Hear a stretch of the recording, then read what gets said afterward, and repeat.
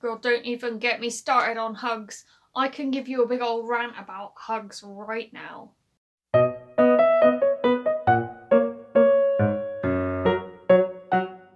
Hi friends, it is Sam and welcome to the Ace Episodes, a series all about asexuality.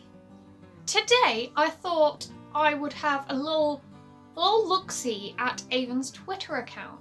Now for those of you who don't know, Aven stands for the Asexuality, Visibility and Education Network, and they are basically the representatives of asexuality and the biggest source of information on asexuality.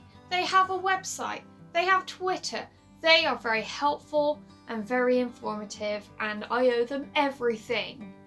So on Aven's Twitter, I've noticed recently that they post a lot of discussion tweets. They ask a lot of questions, mostly ace related, but occasionally youth or gender or LGBT plus related. So today I thought I'd answer some of their discussion tweets and throw in my 2 cents. And without further ado, I'm gonna do just that. So the first tweet I came across when I was scrolling through Aven's Twitter today was, in media articles discussing asexuality and aromanticism, what could be done better? And of late, I feel like 2 things jump out at me, and that's the erasure surrounding demisexuality, that it's not real and it just means you're normal. And also the misconception that aces are celibate and don't have sex. I would really like to see the media bust those myths, because both those things are wrong and incorrect. How do you feel transgender characters are portrayed in the media? I actually meant to Google something before I filmed this video, but my phone is right there, so oops. Basically, I watched a either 2 or 3 part show on TV recently where a young teenage girl wanted to transition into a boy called Max, I believe. Don't remember what it was called, but it was based off a true story. And I think it was either BBC or Channel 4. I'm gonna find it and I'm gonna link it below and shove a picture there so that you know what I'm talking about. But basically, it looks into parents' reactions and how the kid himself transitions and how he feels when he's transitioning and how he reacts to other people's reactions. And I feel like it's a really positive way to represent the trans community and what they go through. I also feel like RuPaul's Drag Race has definitely had a positive impact on the media when it comes to transgender roles. I feel like the trans community may be more accepted because of Drag Race, and therefore perhaps cast in the media, in TV shows and films, and maybe even written into the plot of an existing series. Obviously there isn't enough transgender representation in the media, but there's also not enough asexual or bisexual or pansexual or aromantic or LGBT representation in the media, and hopefully it's something the media is working to fix. Asexual and aromantic people, have you experienced harassing messages online because of your orientation? Yes, in fact, I have experienced harassing messages online. A lot of them are people pretending to be interested in my orientation and asking me really sexual questions like, do I masturbate, and do I do this, do I do that? And I know that they're taking the mic all and they're not actually interested in learning about asexuality, they're just trying to pull my leg, and that makes me quite mad.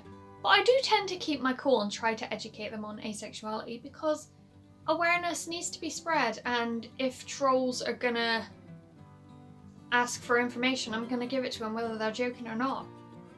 One message in particular did stand out to me when I published my article on asexuality with the Metro, and that was on Instagram. Someone sent me a DM saying that he'd seen my article and he respected it greatly and he found it very interesting, and would I like to go out for dinner?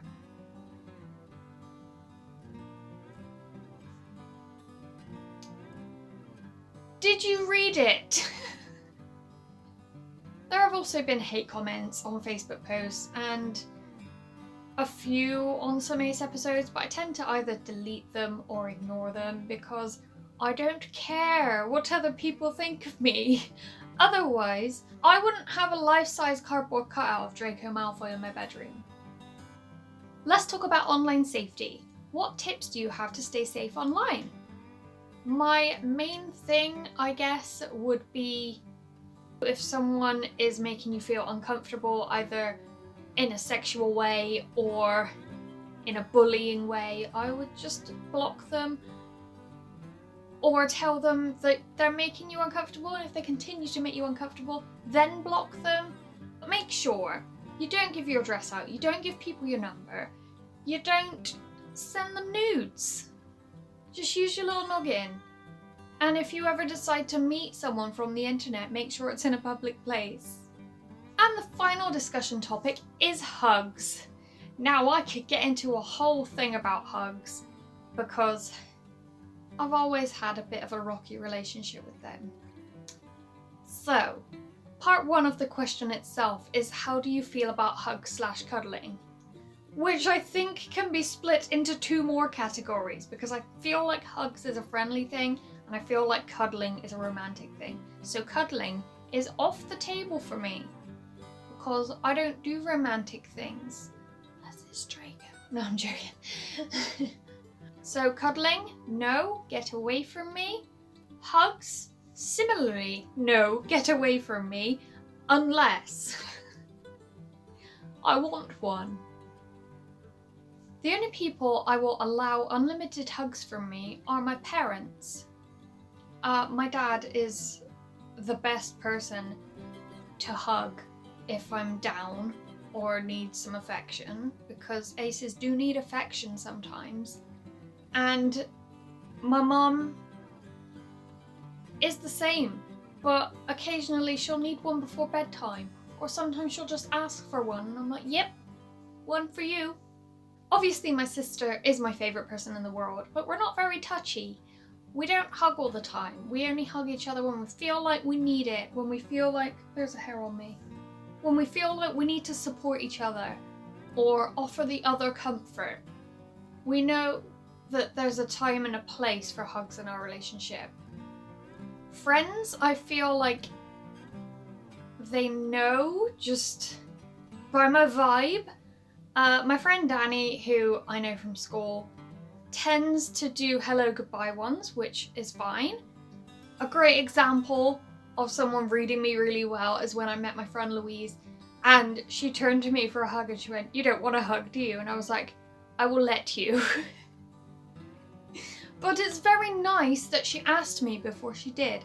I hate being ambushed with hugs, especially with witnesses. It's like, you've now boxed me into a corner, and if I don't hug you, I'm a jerk.